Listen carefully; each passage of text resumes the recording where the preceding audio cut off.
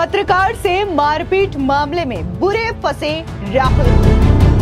क्या राहुल पर America press club लेगा एक्शन? आखिर क्यों पत्रकार रोहित ने मोदी को दिया धन्यवाद? अमेरिका में राहुल गांधी के कार्यक्रम से पहले इंडिया टुडे के पत्रकार रोहित शर्मा के साथ हुई मारपीट का मामला गर्माता जा रहा है। बता दें कि अमेरिका के नेशनल प्रेस क्लब यानी कि एनपीसी ने इस पूरे मामले पर एक बयान जारी किया है। सीधे तौर पर एनपीसी जो है वो सख्त नजर आ रही है। बता दें कि अमेरिका की नेशनल प्रेस क्लब ने कहा है कि पत्रकार के साथ मारपीट अमेरिकी कानूनों के उल्लंघन के दायरे में आती है।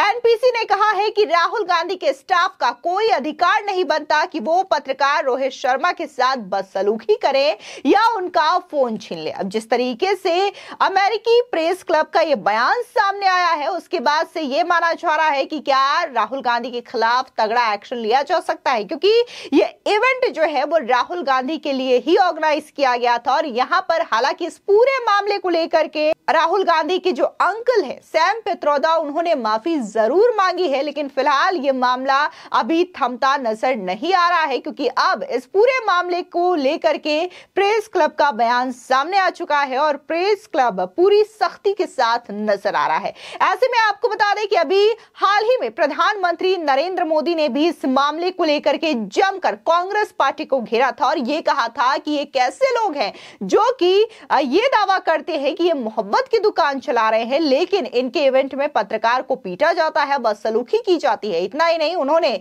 उस पत्रकार को भारत का बेटा भी कहा और यह कहा कि ये इनकी हकीकत है कि मोहब्बत की दुकान में इन्होंने नफरत का बोर्ड लगा रखा है। जिसके बाद आपको बता दें कि पत्रकार रोहित शर्मा ने प्रधानमंत्री नरेंद्र मोदी का यह वीडियो शेयर किया और उसके बाद उन्होंने प्रधानमंत्री मोदी को धन्यवाद भी दिया। दरअसल आपको बता दें कि सोशल मीडिया साइट एक्स पर पोस्ट करते हुए रोहित शर्मा ने कहा कि मोदी जी, प्रेस और पत्रकारों की स्वतंत्रता के महत्व के बारे में बोलने के लिए धन्यवाद। भारत का बेटा कहलाना बहुत मायने रखता है। लेकिन उससे पहले आपको यह सुना देते हैं कि आखिर प्रधानमंत्री नरेंद्र मोदी ने रोहित शर्मा के लिए आखिर ऐसा कहा क्या। साथियों, ये संविधान की बातें करते हैं और नफरत की दुकान पर मोहब्बत की दुकान का बोर्ड लगा करके घूमते हैं। मैंने आज अखबारों में पढ़ा, लोकतंत्र का एक महत्वपूर्ण पिलर होता है हमारा स्वतंत्र मीडिया। आज एक खबर पढ़ी, अमेरिका गए हुए भारत के एक अखबार के प्रतिनिधि को अमेरिका में जिस प्रकार उसके साथ जुल्म किया गया, उसने अपनी पूरी कहानी पब्लिक के सामने रख दी है। अमेरिका की धरती पर हिंदुस्तान के एक बेटे को, वो भी एक पत्रकार को, और वो भी भारतीय संविधान की रक्षा के लिए काम करने वाले पत्रकार को कमरे में बंद कर करके उनके साथ जो व्यवहार हुआ है, क्या ये लोकतंत्र को, संविधान की मर्यादाओं को उजागर करने वाले विषय है? क्या अमेरिका की धरती पर भारत के पत्रकार की पिटाई करके क्या भारत की प्रतिष्ठा बढ़ा रहे हो?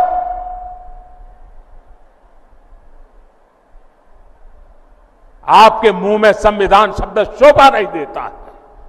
वहीं दूसरी ओर अगर बात हम अमेरिकी प्रेस क्लब की करें या फिर उसके सख्त बयान की करें, तो उन्होंने दरअसल सोशल मीडिया साइट एक्स पर कई सारे सिलसिलेवार तरीके से पोस्ट किए हैं, जहां पर उन्होंने ये कहा है कि किसी भी तरीके से ये अधिकार कांग्रेस या फिर राहुल गांधी के स्टाफ को नहीं बनता कि वो किसी पत्रकार को मारे पीटे या फिर उनका सामान छीने। दरअसल आपको बता दें कि एनपीसी के अध्यक्ष एमिली विल्किंस ने इस संबंध में एक बयान जारी किया है। विल्किंस ने कहा कि इंडिया टुडे की हालिया खबर और रोहित शर्मा और एनपीसी बोर्ड के एक सदस्य के बीच बातचीत में यह साफ हुआ है कि शर्मा डलास हवाई अड्डे के पास एक होटल में भारत के विपक्ष के नेता राहुल गांधी के आने का इंतजार कर रहे थे और इसी दौरान शर्मा ने इंडियन ओवरसीज कांग्रेस के अध्यक्ष सैम पित्रोदा का इंटरव्यू लिया। दोनों पहले भी मिल चुके थे और ये इंटरव्यू रिकॉर्डिंग की सहमति के साथ किया गया। एमिली ने आगे ये भी बताया कि आखिरी सवाल पर दर्शकों में से कुछ लोगों ने इस सवाल पर आपत्ति जताई और शर्मा पर चिल्लाते हुए उन्हें धक्का देते हुए उनका फोन छीनकर इंटरव्यू रोक दिया। इन लोगों में गांधी के स्टाफ के लोग भी शामिल थे, जिन्होंने शर्मा के फोन से सभी फाइलें डिलीट कर दी और उनसे फोन छीन कर रख लिया।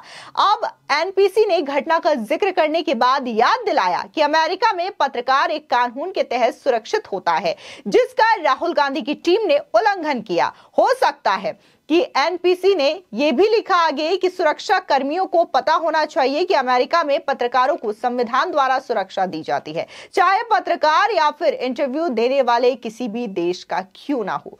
एनपीसी ने आगे यह भी कहा कि ये रोहित शर्मा और सैम पित्रोदा के बीच तय किए गए नियमों के आधार पर ऑन द रिकॉर्ड इंटरव्यू था।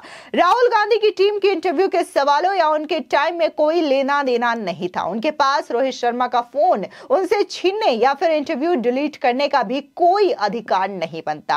एनपीसी के इस बयान के बाद कांग्रेस नेता सैम पित्रोदा और राहुल गांधी और भी ज्यादा घिर चुके हैं। गौरतलब है कि इंडिया टुडे के अमेरिकी मामले देखने वाले पत्रकार रोहित शर्मा ने एक लेख में बताया था कि किस तरीके से सैम पित्रोदा के साथ एक इंटरव्यू में हिंदुओं पर सवाल पूछने के कारण उनके साथ मारपीट हुई।